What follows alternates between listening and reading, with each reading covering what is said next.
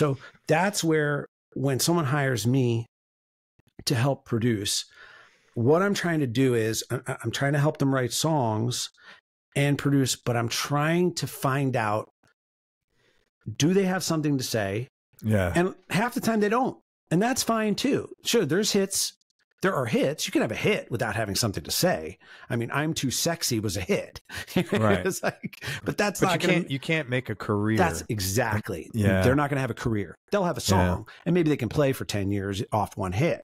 But a real artist, you know, that's going to sustain, that will have a multi-year, multi-decade career, Bruno Mars, I mean, they have something to say. They can sing well enough. They don't have to be the best singers, but they have something to say. And then there's the rock star people, right? Yeah. Who just walk in a room. We've all been around them. They have a thing. That's why they call that show the X Factor, right? Right. Because it's this thing that you can't put your finger on it. You go, there's something about that person. Who is that guy? I don't know what his deal is, but there's something about that guy. Lenny Kravitz walks in a room. He's a rock star. He doesn't even do anything. Yeah. He just walks in. I mean, he's got the glasses and the chains and the tats, and he's cool and he's in shape. Yeah. He's handsome. And I mean, you know, but he also plays up. I'm talking about marketing. Like, you've never seen that dude without sunglasses ever. No. I mean, if that dude's that guy goes to Ralph's to get milk, he looks like Lenny Kravitz. He looks like he's ready. He could go on stage at any time. Yeah. At any time. You never see that dude in a hoodie and sweats, you know, and you know, and Birkenstocks with socks. That's never going to happen. Lenny Kravitz will never do that, you know? So, you know, it brings up another point. And I think you mentioned TikTok. I don't have TikTok. I'd have like Instagram. I don't need another. You can only have one serve, one master sort of, you know, I'm good with that. But I think a lot of the problem is people are trying to, everybody wants to be an influencer. Yeah. I mean, it's really, for a guy my age watching this, you know, it's really interesting to observe it. I think people get lost. There is a difference between being popular on TikTok and being a rock star and being an artist. And I think because everybody wants this, that's why, you know, people say, why is the music business, the state of the music, you know, it's not as prolific. The good artist is not as prolific. I think that's part of the problem. Everybody wants to be an artist on your phone, but that's different than, as you just very competently described. This is like the best conversation I've ever had about this. This is really fantastic, man. Thank you. Well, it's very smart. So I've been on those shows. Okay. And one of the things that I'll never forget I remember being backstage at The Voice. I was actually, at this point, I was singing background. I was one of the background singers because, and talk about, you know, decisions that affect your career and your financial well-being or not. I was asked to be in the house band on The Voice. This is the quick rundown of it was, I had been playing with Avril for a long time, but she was on a bit of a break. And there was a tour about to start, but they kept postponing it, and it kind of was lull. There was a lull. And at this point in time, Paul Mirkovich got the job to be the musical director for The Voice. And he asked me if I wanted to be in the house band, which I did. However, I'm a very loyal person by nature.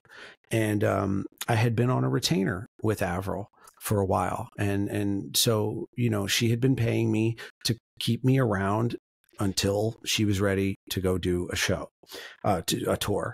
And I said to the guys, look, I really would love to be on this show, but I've been on this retainer for almost a year waiting for this thing to happen, and it hasn't happened. And it just so happened that she was about to go right when they wanted to start on this show.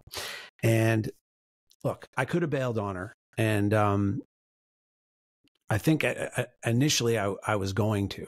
And then I kind of said, I probably shouldn't do that because I don't know if I could sleep at night. No, I think you did the right thing. And I ended up staying on with her for another couple years.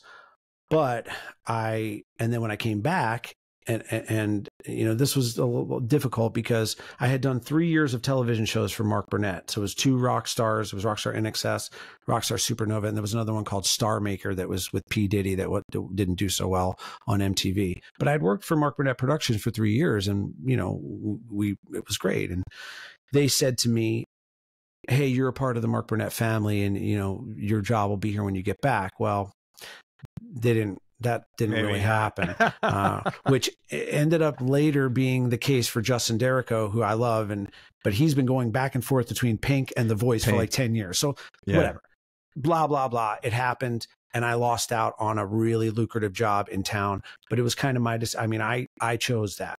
But had you not done that, it wouldn't have gone, you know, then your reputation. I mean, you can't, there's only degrees of loss to some extent. There's really no winning in a situation like that. I mean, you know, look, hindsight, you know, I mean, look, I did the right moral thing, you know, for me. But that being said, I'm sorry, how did we get on that? What were we talking about before this? About TikTok and stars and. Yeah. Sorry, I totally lost where that was going, but you were talking about that you were singing background vocals on The Voice. I was on The Voice. Thank you. So when I came back, they said, "Look, well, the guitar player thing has come and gone, but we need some background singers." So I said, "Okay, I'll come in," and so I ended up just kind of standing there as a background singer for a little while, but it didn't work out because I just have too much music in me. I can't just sit there and sing oohs and ahs for 8 hours a day. But when I remember sitting there and there was the coolest thing to me about The Voice is the whole chair turnaround thing, because you can't see the person, right? That's the hook of the show. And to me, that's the best part of it. And it's kind of over within the first week or two. But we were sitting there and I was standing next to a set of parents, and their kid was out there and they were about to sing, and people's chairs were not facing them. And the mom turned to the dad, and just the way she said it, she was like, "Please turn around," you know, and she had, you know, I could tell she was in agony and pain, you know, hoping for her child who was out there singing to get a shot. But in that moment, I thought to myself, even if they do turn around, it doesn't mean, you know, it doesn't mean they're going to do anything. Like, if they don't have a hit song, they don't have a career, even if they win the thing. And this is even like the first or second season of the thing. But I knew, because I know that without a song, you don't have a career. So that's where that whole thing about singers, those people on those shows are great singers, and they sing other people's songs really, really, really well. Yeah. But they don't necessarily have a voice that when you sing on this microphone pops out of the speakers and grabs people. You know, a great example of that is Bret Michaels. Okay. I love Bret. He's one of my favorite guys ever. And he's the most classy dude. I mean, you'd be hard pressed to find a guy who would say anything negative about Bret Michaels. He's the best guy ever. I've heard this several times. And Bret and I wrote some songs together. I had worked with them in 2003, and then in 2004 or 5 and 6. And I ended up producing some stuff with Bret. And he came over to my house, at my old house, to sing on a record. And I'll never forget, you know, Bret is not, people don't talk about Bret Michaels being a great singer, right? No one says that. No. His voice is freaking awesome. It's wide. It's engaging. It has conviction. And he did a couple takes, and his pitch is, you know, it's okay. It's not amazing.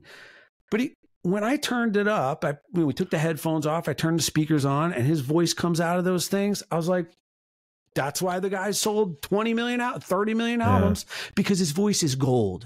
He's got a gold voice. He's not a gold singer, but he's got a gold voice. I understand exactly. And so there's all these differences, right? So like that dude, you know, that's a great example. He's a rock star and his voice is awesome, but he's not a great singer. He wouldn't make it past the auditions on those shows.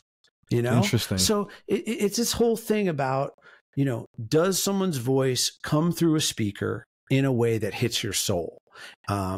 That's the whole thing. And the songs, that's the other thing